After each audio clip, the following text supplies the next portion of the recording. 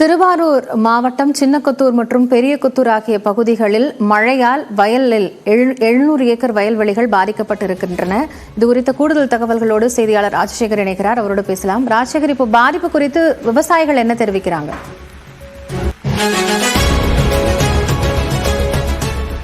காயத்ரி, திருவாரூர் மாவட்டத்தில் இந்த பெங்கல் புயல் காரணமாக கடந்த 2 தினங்களாக கனமழை என்பது பெய்து வந்தது.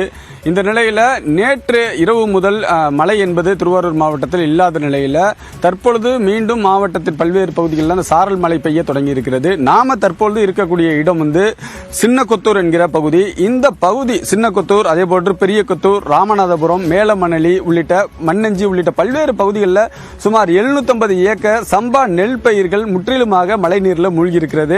அந்த காட்சிகளை தான் நம்முடைய ஒளிப்பதிவாளர் ராமன் நேரடியாக காண்பித்து வருகிறார். நாம தற்போது இருக்கக்கூடிய இடம் சின்னக்கொத்தூர். இந்த பகுதியில் அந்த விளைநிலங்கள் முழுவதுமாக கடல் போல் காட்சியளிக்கிறது. அந்த நெல் பயிர்கள் அனைத்தும் மழை நீரில் மூழ்கி இருக்கிறது. சுமார் இந்த பகுதியில் மட்டுமே 100கணக்கான ஏக்கர் நெற்பயிர்கள் மூழ்கி இருக்கின்றன. இந்த பகுதியில் உள்ள வடிகால் வாய்க்கால் என்பது முழுமையாக தூர்வாரப்படவில்லை என விவசாயிகள் குற்றம் சாட்டியிருக்காங்க.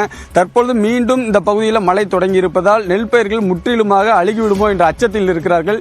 இங்கு இந்த பகுதியைச் சேர்ந்த விவசாயி ஒருவர் இருக்கிறார், அவர்கிட்ட கேட்கலாம். ஐயா, இந்த நெல் பயிர்கள் எத்தனை நாட்கள் பயிர்கள்? இப்ப தற்போது இந்த மழையால என்ன மாதிரியான பாதிப்பை நீங்க சந்திச்சு வரீங்க? வணக்கம்.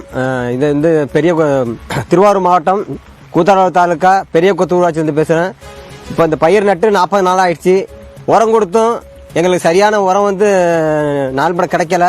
எல்லாத்தையும் நாங்கள் அடகு வச்சு தான் எங்கள் வீட்டில் எதுவுமே பொருளாதாரம் கிடையாது.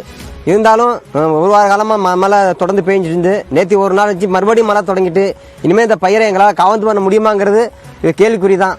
காரணம் இதில் எங்கள் ஊரில் ஒட்டுமொத்தமாகவே வடிகால் வெட்டாத காரணம் தான். அந்த வடிகால் வெட்டியிருந்தால் இந்த தண்ணி நிற்காது. இது ஒரு காரணம். இப்போ 2வது, விவசாயிகளுக்கு எங்களுக்கு ஏதாவது நீங்கள் இந்த அதிகாரி மூலமாக தெரியப்படுத்தி எங்களுக்கு ஏதாவது வாழ்வாதாரத்தை நீங்கள் பெருக்கி கொடுக்கணும். எங்களுக்கு இனிமேல் எதையும் அடை வைக்க எங்கள்கிட்ட ஒன்றும் இல்லை. எல்லாம்